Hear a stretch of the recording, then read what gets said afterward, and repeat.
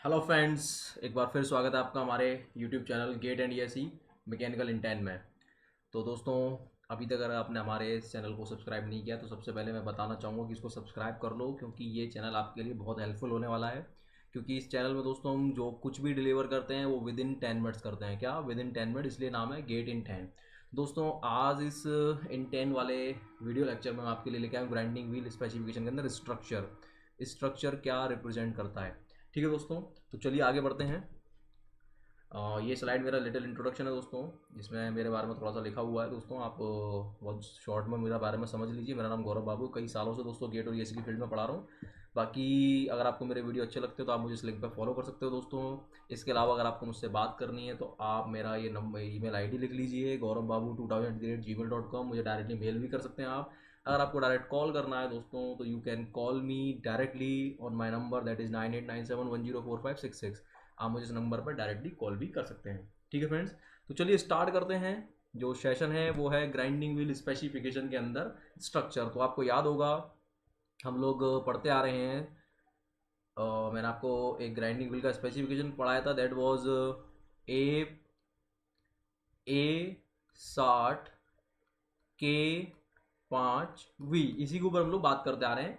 ये तीन पार्ट हम लोग डील कर चुके हैं ऑलरेडी। इन तीन पार्ट को क्या था, ये एब्रासिव था, ये आपका ग्रेन साइज था, ये हार्डनेस था। हम बात करने जा रहे हैं फोर्थ वाले पार्ट की। तो फोर्थ वाले पार्ट में भी दोस्तों क्या होता है, इस फोर्थ वाले जो प्लेस है ग्राइंडिंग व्हील के स्पेसिफिकेशन में, वो फोर्थ प्लेस किसको रिप्रेजेंट करता है?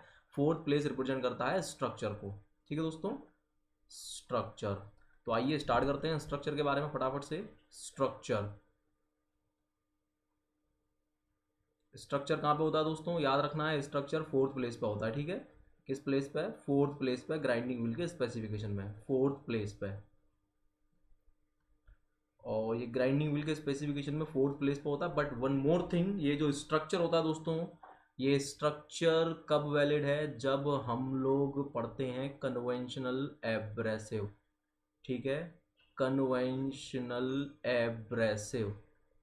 अदरवाइज दोस्तों, अगर हमारे पास डायमंड का व्हील है या सीवीएन का व्हील है तो फिर हम इसे स्ट्रक्चर नहीं बोलते, इसको कुछ और बोलते हैं। वो क्या होगा आपको नेक्स्ट वीडियो में बताऊंगा मैं। फिलहाल याद रखना है, अगर हम स्ट्रक्चर वर्ड यूज़ कर रहे हैं तो वो कन्वेंशनल एब्रेसिव के लिए है, डायमंड के लिए या सीबीएन के लिए नहीं है। ठीक है, डायमंड सीबीएन के लिए उसको कंसंट्रेशन नंबर बोलते हैं। वो होता क्या है आगे बात करेंगे। फिलहाल स्ट्रिक्ट रहते हैं अपने स्ट्रक्चर पे। तो दोस्तों, आपको फोर्थ प्लेस पे दिखाई देगा नंबर। ठीक है, अगर ये नंबर 0 से 7 तक लिखा हुआ है तो इसका मतलब होता है लो पोरोसिटी। सबसे पहले स्ट्रक्चर को समझा दूं मैं, स्ट्रक्चर का मतलब क्या है समझो। ठीक है, स्ट्रक्चर का, इसको छोड़िए अभी नंबर को, एक सेकंड के लिए पहले बात कर लें स्ट्रक्चर का बेसिक सा मतलब क्या है। तो स्ट्रक्चर का दोस्तों बेसिक मतलब है the average gap between two successive abrasive grain. ठीक है, एब्रेसिव ग्रेन्स।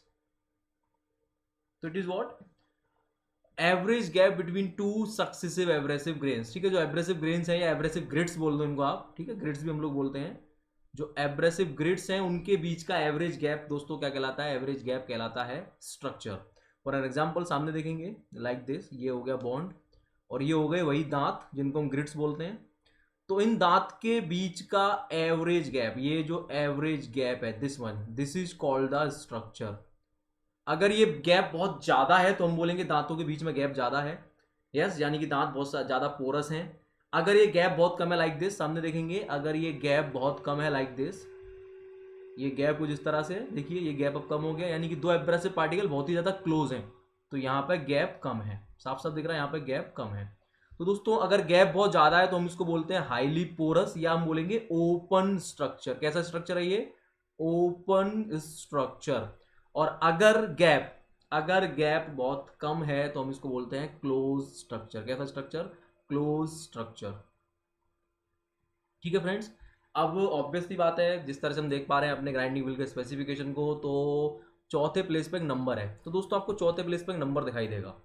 अब अगर ये नंबर 0 से लेके 7 तक है तो इसका मतलब है कि ये लो पोरोसिटी को रिप्रेजेंट करेगा। लो पोरोसिटी यानी कि लो पोरोसिटी होगी, गैप कम होगा, यानी कि लोअर गैप। यस, ऐसे स्ट्रक्चर को दोस्तों हम लोग लो पोरोसिटी बोल, 0 से अगर 7 कुछ लिखा हुआ तो उसको लो पोरोसिटी बोलेंगे, या क्लोज स्ट्रक्चर। कैसा स्ट्रक्चर? क्लोज स्ट्रक्चर, उसको हम क्लोज स्ट्रक्चर बोलेंगे। जैसा कि आप इस वाले पार्ट में देख रहे हैं, ये क्लोज स्ट्रक्चर है, यानी कि बीच का जो गैप है वो कम है, मतलब कि पोरोसिटी कम है। पोरोसिटी मतलब गैप, बीच का गैप कम है, यानी कि क्लोज स्ट्रक्चर कहलाएगा। तो अगर दोस्तों 0 से 7 लिखा हुआ है तो वो लो पोरोसिटी है या क्लोज स्ट्रक्चर है। अगर 8 से 15 और कभी कभी दोस्तों 20 तक भी जा सकता है तो इसका मतलब है हाई पोरोसिटी। कैसी पोरोसिटी?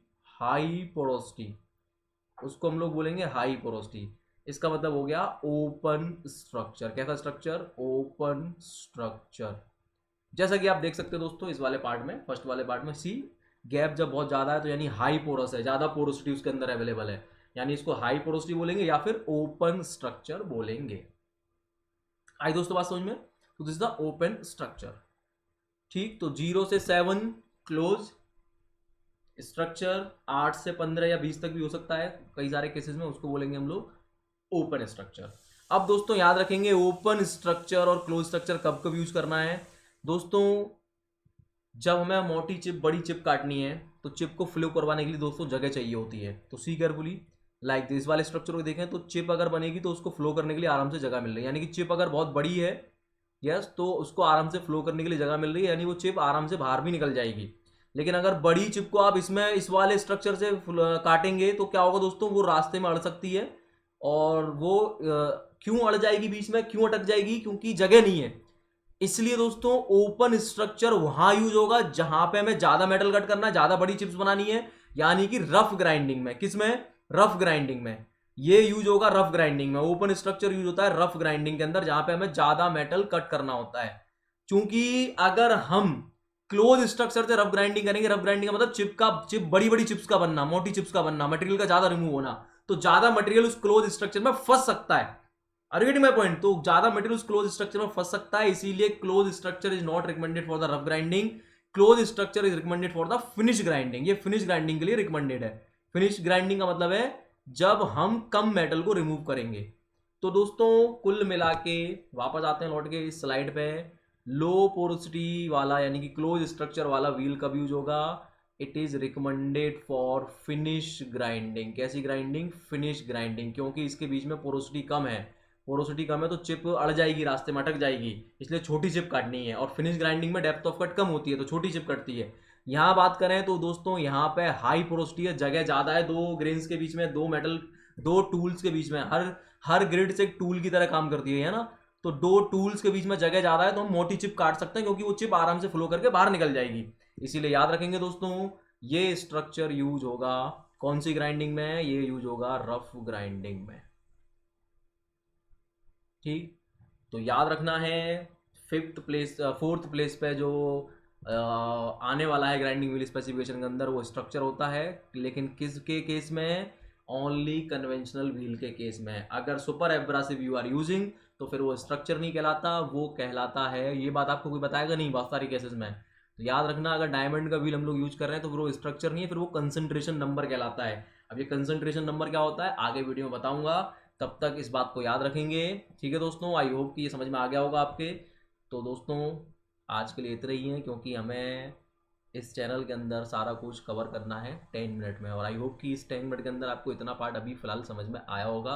बाकी मैं वीडियो कंटिन्यू बनाता रहूँगा ताकि आपके छोटे छोटे कॉन्सेप्ट दूर होते रहें। ठीक है, तो दोस्तों चैनल को सब्सक्राइब कर लें और याद रखें ये बहुत हेल्पफुल होने वाला आप लोगों के लिए। ठीक है, नाउ अब आप सोच रहे होंगे सर ये तो छोटा छोटा है, अगर हमें बड़ी स्टडी करनी है, पूरी डेप्थ स्टडी करनी है तो उसके लिए क्या करें? तो दोस्तों उसके लिए आपको आना पड़ेगा प्लस पे। प्लस को सब्सक्राइब कर ले दोस्तों। ठीक है, मेरा कोड डाल देना GPS लाइव, 10% का डिस्काउंट मिल जाएगा। ये सारे बेनिफिट्स उसके होंगे, और ये फीस दे रखी है प्लस को सब्सक्राइब करने की। मेरा कोड याद रखेंगे GPS लाइव। ठीक है दोस्तों, ताकि आपको 10% का डिस्काउंट मिल जाए। नाउ ये नया चैनल है हमारा, इसको सब्सक्राइब जरूर कर लें दोस्तों। ठीक है, और बेल आइकन हिट कर दें ताकि आपको लेटेस्ट वीडियो अपडेट मिलते रहें। और मेरे कोड को याद रखें GPS live to get the 10% instant discount. तो आई होप कि वीडियो अच्छा लगा होगा, लाइक कर देना, शेयर जरूर कर देना। Thank you guys.